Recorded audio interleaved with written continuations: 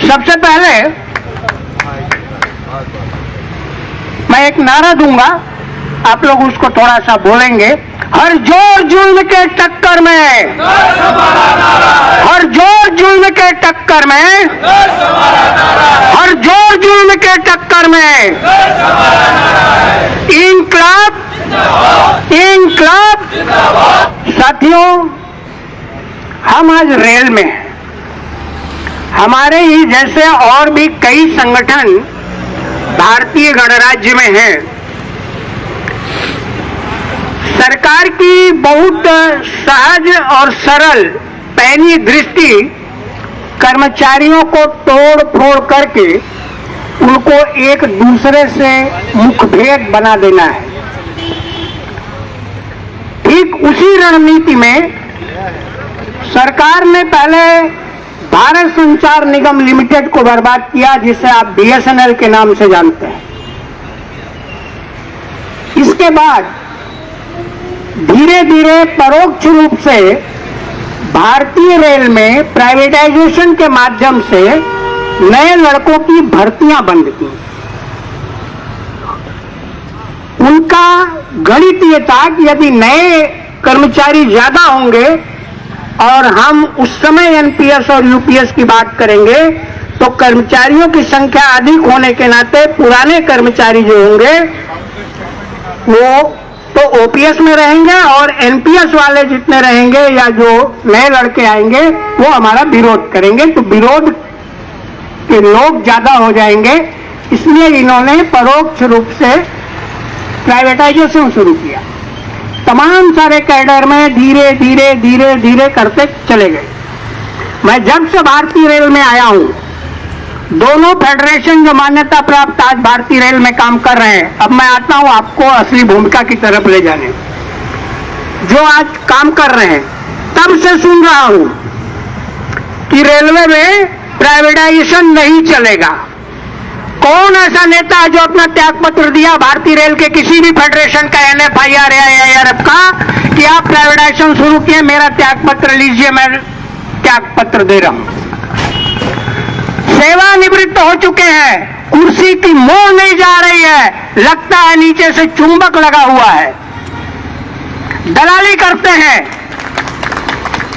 मैं खुले मन से आज आह्वान करके और आप सबको बताता हूं, ऑल इंडिया गार्ड काउंसिल के सेंट्रल पैनल ने एक चिट्ठी रेलवे बोर्ड को लिखी थी, जिसमें हमने मांग किया था कि अन्य कैडरों की तरह हमारे यहां भी 60% डायरेक्ट रिक्रूटमेंट किया जाए, जिससे नए पढ़े लिखे लड़के आ सके, वैकेंसियों को भरा जाए। रेलवे बोर्ड उसमें सहमति बनाई और एक पत्र लिखा दोनों फेडरेशनों को। दोनों फेडरेशनों ने उसका विरोध किया कि बिना हमारी सहमति के एक काउंसिल के पत्र पर आपने कैसे यह निर्णय लिया, और वो पत्र फिर ठंडे बस्ते में चले गया। इस तरह की राजनीति हो रही है। कर्मचारियों को समझ में नहीं आ रहा कहां जाए, आगे गड्ढा और पीछे खाई। एक फेडरेशन इधर, दूसरा फेडरेशन उधर, एक टैली के दोनों चट्टे बट्टे। अभी हमारे कौशिक जी ने बताया कि अपनी जब तनख्वाह या पेंशन बढ़ानी होती है तो राज्यसभा और विधानसभा और लोकसभा के सदस्य वहां पर एक ध्वनिमत से पारित कर लेते हैं। अभी हाल में 24% वेतन वृद्धि हुई उन लोगों की। हमारे 18 महीने के महंगाई भत्ते के भुगतान की जब बात हुई तो हर फेडरेशन ने कहा हम दिलाएंगे, लेकिन एक एनपीएस और को बदलकर यूपीएस में लाने की छछूंदर छोड़कर उधर से कर्मचारियों के दिमाग को घुमा दिया गया।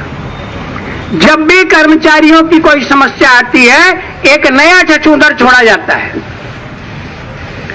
तो हमारा कहना है कि जो पुराने पेंशन वाले हैं उनको आने वाली पीढ़ी की चिंता करनी है, और आज जो कर्मचारी हैं जो 2004 के बाद आए हैं उनको आने वाले भविष्य और अपने भविष्य की चिंता करनी है।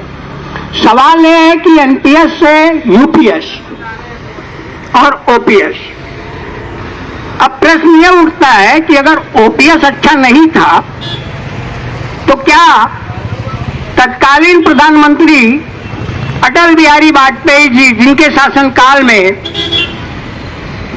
एनपीएस आया,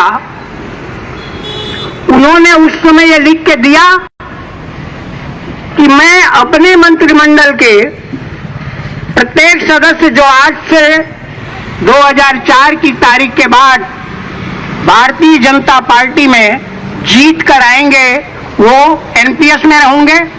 कम से कम वो अपने पार्टी के लिए तो कर सकते थे, लेकिन ऐसा नहीं। अभी चर्चा हो रही थी कि एक एक नेता 5-5 पेंशन ले रहे हैं। आपको मालूम है सबसे अधिक पेंशन आज की तारीख में 5,63,000 रुपए 6 पेंशन मिल रहा है। ऐसे ऐसे नेता हैं आपके कर्णधार, और उन्हीं के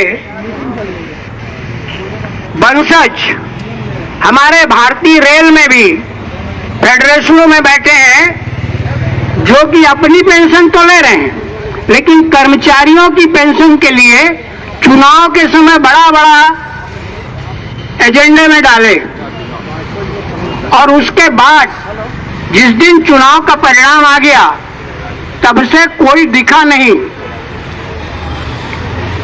ऐसा कौन सा समय आया जब किसी संगठन के नेता ने ओपीएस की लड़ाई के लिए कहीं आकर के आपके साथ खड़ा हुआ हो? खाली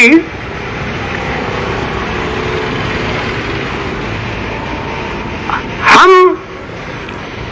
अर्थात एआरकेएस और रेलवे एम्प्लॉइज संघ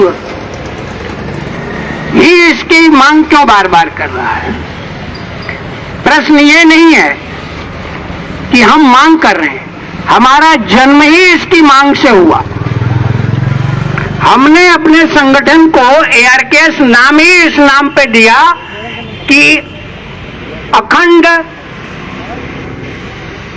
रेल कर्मचारी संघ, और ये जिस संगठन से है वो पेंशन को लेके ही रिकॉग्नाइज हुई।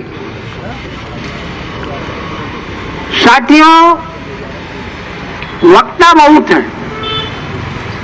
हम एक चीज जानते हैं कि कुल देश की रीढ़ की हड्डी कहे जाने वाले संगठन भारतीय रेल देश के हर कोने में है, और अगर भारतीय रेल के 12 लाख कर्मचारियों में से 12 कर्मचारी भी इस दीपक को जला करके आगे बढ़ेंगे तो देश के हर कोने में ये दीपक का उजाला पहुंचेगा। और मैं आप सबसे यही विनती करूंगा कि जहां मिले, जिससे मिले, वो आज रेल का कर्मचारी हो या किसी भी जगह का कर्मचारी हो, उसे एक बार जरूर बोलें कि भाई सेवानिवृत्त होने के बाद भविष्य की चिंता करो, जब तक बल है, पौरुष है, तब तक तो जीने खाने के लिए भगवान हाथ पैर दिया है। धन्यवाद साथियों।